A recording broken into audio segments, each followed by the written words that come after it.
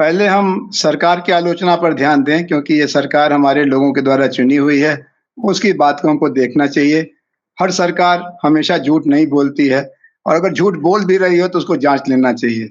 मौजूदा सरकार की तरफ से और बल्कि इसके पहले भी जो सरकार थी दूसरी पार्टी की थी, उनकी तरफ से भी ये 3 आलोचनाएँ लोक संगठनों की होती हैं। नंबर 1 ये विकास विरोधी हैं।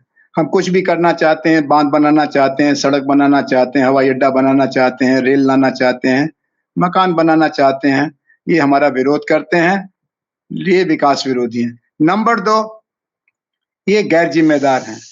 ये किसी पद पर तो होते नहीं हैं, इनके ऊपर किसी का अंकुश भी नहीं है, ना तो ये वोट की ताकत से चलते हैं, ना कानून की ताकत से चलते हैं। ये हैं कौन? तू कौन मैं खामखा, तो ये गैर ज़िम्मेदार हैं। तीसरा, इनमें से कई संगठन आर्थिक आधार पर भारत से नहीं बल्कि विदेशी ताकतों से जुड़े हुए हैं और उनके चंदे के कारण जो विदेशी ताकतें हैं, वो भारत की गतिविधियों में हस्तक्षेप करती हैं। जिसका आप खाना खाएँगे, उसका आप गाना गाएँगे। तो ये 3 आरोप नंबर 1 विकास का विरोध, नंबर जी। 2 गैर ज़िम्मेदार और नंबर 3 विदेशी ताकतों के एजेंट या विदेशी ताकतों के तरफदार।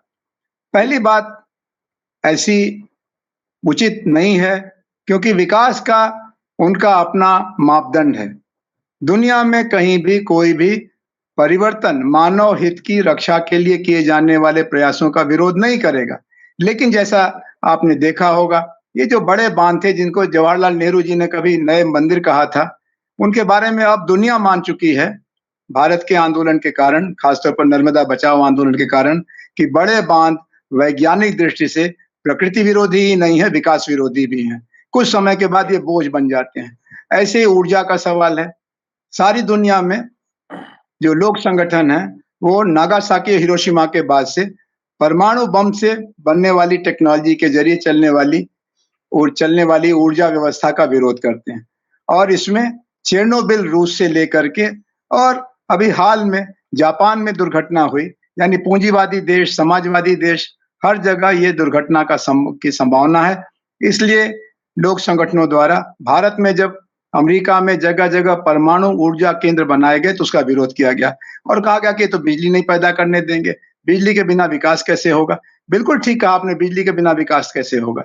लेकिन बिजली बनाने का कुल एक तरीका नहीं है श्रीमान, खाली परमाणु ऊर्जा से बिजली नहीं बनती है, जल से बिजली बनती है, वायु से बिजली बनती है, सूरज से भी बिजली बनती है। आप टेक्नोलॉजी का तो ख्याल करिए, टेक्नोलॉजी में निवेश करिए। जी। तो विकास के विरोध का ये अधूरा सच है जी। क्योंकि जन संगठन जनता के बीच में जो सीमाएँ और समस्याएँ उनको ध्यान में लाते हैं। अब आप जानते हैं कि एक नियामगिरी पर्वत है उड़ीसा में। जी। उसके पर्वत के अंदर पता लगा है कि एल्युमिनियम बॉक्साइट का बहुत ज़्यादा खनिज है।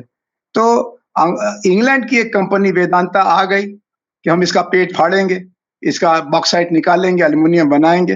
तो वहाँ के आदिवासी, गोंड आदिवासियों ने कहा कि हम हुँ। इसका विरोध करते हैं, क्योंकि ये नियामगिरी तो हमारा पिता है, हम अपने पिता का सौदा कैसे करेंगे? तुम्हारा विकास तुम्हारे काम आएगा, हमको तो तुम खाली ड्राइवर बनाओगे, गार्ड बनाओगे, बड़ी नौकरियाँ तो बाहर वालों को जाएँगी, नंबर 1। नंबर 2 हमारा जीवन पिछले 70 साल 75 साल से आज़ादी के बाद भी इस पर्वत के सहारे ही चल रहा है, इसमें जो पानी है, इसमें जो लकड़ी है, इसमें जो फल-फूल है, इसी के ज़रिए। हमको तो तुमने कुछ दिया नहीं, ना स्कूल दिया, ना अस्पताल दिया, ना विद्यालय दिया, ना रोज़गार दिया। अब तुम कहाँ से आ गए?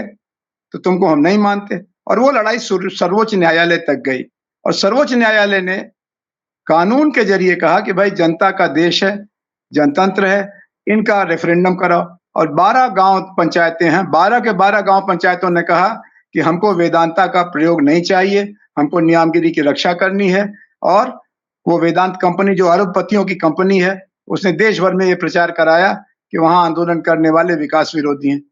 ऐसे ही एक गाँव प्लाचीमाला केरल में, उन्होंने विकास के नाम पर कोका कोला कंपनी को पैसा लेकर के ठेका दे दिया कि वो जी। कोका कोला का प्लांट लगाएगी।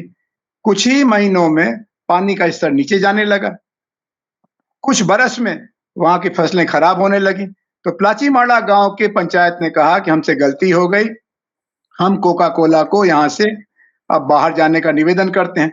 कोका कोला कंपनी ने अपने वकीलों की बैटरी लगा दी कि ये तो ऐसा कर नहीं सकते हैं, ये कानून अब हमारे हाथ में है। तो फिर वो लड़ाई प्लाची माड़ा की भी जनता में भी लड़ी गई और कानून में भी लड़ी गई, और सौभाग्य से न्यायालय ने कहा कि प्लाची माड़ा के किसानों का कहना ठीक है, ये विकास तो विनाश है। तो जिसको आप विकास कहते हैं, उसको अगर गांव के लोग, कस्बे के लोग और लोक संगठन के लोग विनाश कहते हैं, तो उसकी जांच तो न हम आप कर सकेंगे, न लोक संगठन। वो विनाश मानते हैं, आप विकास मानते हैं, कोई तीसरा इसको तय करे। ऐसा केदारनाथ जी में हुआ। आप जानते हैं कि हिमाचल प्रदेश में और उत्तराखंड में तमाम बड़े-बड़े पर्वतों के बीच में प्राचीन पारंपरिक आस्था के केंद्र हैं। अब वहां जाने के लिए अगर आपके पास टाइम नहीं है तो मत जाइए। उन्होंने कहा नहीं, हम जाएंगे। तो 6 लेन की सड़कें बनाने लगे, जहां मुश्किल से कच्चे पहाड़ों में 1 या 2 सड़कों से भी नुकसान होता है, वहां 6 लेन की सड़कें बनाने लगे। सुप्रीम कोर्ट ने एक कमेटी नियुक्त की, रवि चोपड़ा कमेटी। उसने कहा कि हाँ, ये 6 लेन नहीं बनाना चाहिए, पहाड़ नहीं झेल पाएंगे। उन्होंने कहा इस कमेटी को हम नहीं मानते, और ठेकेदारों की लॉबी ने नेताओं के जेब में रुपए भर करके और मुंह में चांदी का जूता लगाकर, माफ कीजिएगा मेरी शब्दावली, लेकिन मैं थोड़ा दुखी हूं, और इस समय देश को बर्बाद होते हम देख रहे हैं। लोक संगठनों ने आवाज उठाई। उसमें एक थे सुंदरलाल बहुगुणा, एक थे चंडी प्रसाद भट्ट, एक है राधा भट्ट। इन सब लोगों को एक किनारे करके, सब स्वतंत्रता सेनानी थे, ये सब गांधी मार्गी थे, ये सब न दाएं के थे, न बाएं के थे, न सरकार के थे और न ठेकेदार के थे। इन सबको कहा कि ये विकास विरोधी हैं और आगे बढ़ गए। फिर क्या हुआ? एक दिन प्रकृति नाराज हुई और देखते देखते जो 8 मंजिला इमारतें बनाई गई थी होटल के लिए, और जो बड़े बड़े रेस्टोरेंट खोले गए थे विलास के लिए, और सारा का सारा हिमाचल और सारा का सारा उत्तराखंड घुटनों पर आ गया। अब इनको समझ में नहीं आता कि आगे बढ़े कि पीछे जाए। तो विकास विरोधी होने का ये जो आरोप है, वो आंशिक तौर पर विनाश के खतरों को रोकने की कोशिश है, और इसको अगर आप विकास विरोधी करते हैं तो आपकी मर्जी, आपके हाथ में हुकूमत है, आप जो चाहे सो बोलिए। लेकिन 70-75 बरस की कहानी ये है कि समय रहते अगर हम इन आलोचनाओं को देख लें, उनकी वैज्ञानिक जांच करें, तब आगे बढ़ें तो बेहतर है, बजाय ठेकेदारों के या चंदा देने वालों के या देशी और विदेशी कॉर्पोरेट के गठजोड़ को सुनने के। अब दूसरा सवाल आता है गैर जिम्मेदारी का। कहीं-कहीं कुछ संगठन राजनीतिक इरादों से सरकार के काम में बाधा डालने के लिए खड़े हो सकते हैं। इसमें कोई दो राय नहीं है कि हर संगठन लोकहित के लिए नहीं होता है, कुछ नकली भी होते हैं। वो राजनीतिक कारणों से या व्यवस्था से जुड़े लोगों के हितों के कारणों से होते हैं।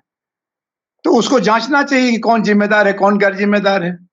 अब गांधी मार्गियों को गैर जिम्मेदार कहना तो मुश्किल होगा, क्योंकि गांधी मार्गी इतने सात्विक तरीके से काम करते हैं, संवाद की रणनीति बनाते हैं, सरकार से कम टकराहट लेते हैं। यहाँ तक कि जब इमरजेंसी लगी, पूरा देश जेल खाने में बदल गया, तब भी सर्वोदय का एक छोटा हिस्सा सरकार से बातचीत करता रहा, और बाबा विनोबा मौन हो गए, और जयप्रकाश नारायण जी को DIR में, मीसा में जेल में बंद कर दिया गया, हजारों सर्वोदय कार्यकर्ता बंद कर दिए गए।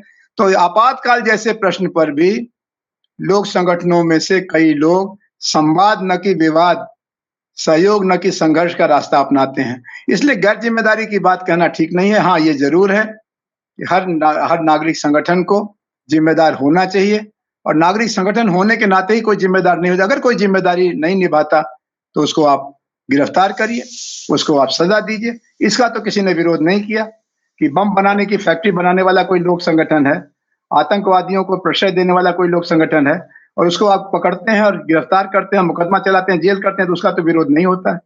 हाँ, विरोध उसका होता है जब निरपराध को आप खाली इसलिए कि वो आलोचक है, आपने उस पत्रकार को, उस साहित्यकार को, उस शिक्षक को, उस नागरिक सामाजिक कार्यकर्ता को गिरफ्तार कर लिया, और तब सर्वोच्च न्यायालय जब उसको जमानत दे देता है, चाहे वो तीसा सीतलवाड़ हो और चाहे आनंद तेल तुबड़े हो, तब आपका चेहरा छोटा सा हो जाता है, तब आप माफी नहीं मांगते हैं।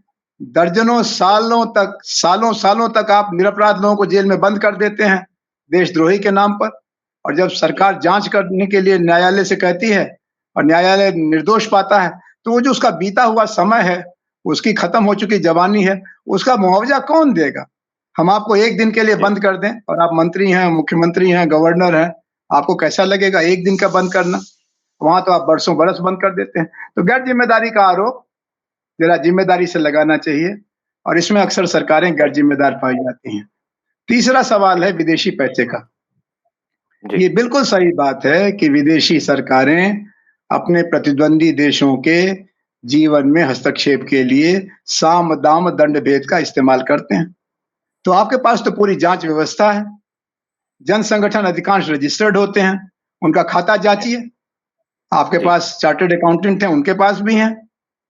आप पता लगाइए जी। और अगर कोई गलत करता है, उसको अवैध घोषित करिए और कई संस्थाएं अवैध घोषित की जा चुकी हैं। तो इसमें जन संगठनों की तरफ से कोई ऐतराज नहीं है और अभी जो आपने विदेशी पैसे को एक सेंटर सिस्टम बना दिया है और ये आरोप लगाया है कि विदेशी पैसे का इस्तेमाल चर्च धर्म परिवर्तन के लिए करता है, मदरसे और मस्जिदों के माध्यम से आतंकवाद को बढ़ावा दिया जाता है, इस्लामीकरण हो रहा है। तो ये पता लगा कि सबसे ज़्यादा पैसा तो मंदिर, मस्जिद की लड़ाई के लिए आता है। आप ज़रा अपना भी हिसाब लोगों को बता दीजिए, कोई हिसाबी किताब नहीं, ना खाता ना बही, जो सरसंघचालक है वही सही। एक तरफ तो आपकी ये हरकत है और दूसरी तरफ अगर किसी को $10 भी आ गया तो आपने कहा ये तो विदेशी एजेंट है। गलत बात, ये अनुचित आलोचना है। इसी आलोचना पर इंदिरा गांधी ने 19 महीने आरएसएस को बैन रखा था। आपको वो दवा खिलाई जा चुकी है, कितनी कड़वी है आपको मालूम है? कितना अनुचित वो आरोप था आपको पता है? अब आप सरकार में आ गए हैं तो आप इंदिरा गांधी से भी आगे बढ़ गए हैं। आप तमाम भारत के तमाम संगठनों को जिनको देशी विदेशी मदद मिलती है, उनको आप विदेशी एजेंट कहते हैं। ये अनुचित है। जब झूठ ज़्यादा बोला जाता है, तो सरकार पर ही आकर के उसका उसका जिम्मा आता है, उसकी लेजिटिमेसी खतरे में पड़ती है। झूठों की सरकार बन तो सकती है, लेकिन चल नहीं सकती है। ये झूठी बात है कि नागरिक संगठनों में से अधिकांश विदेशी एजेंट हैं। ये सही बात है कि अधिकांश देशभक्त हैं। अधिकांश ने देश को बेहतर बनाने के लिए पिछले 75 साल में किसी भी राजनीतिक दल की तुलना में कम योगदान नहीं किया है।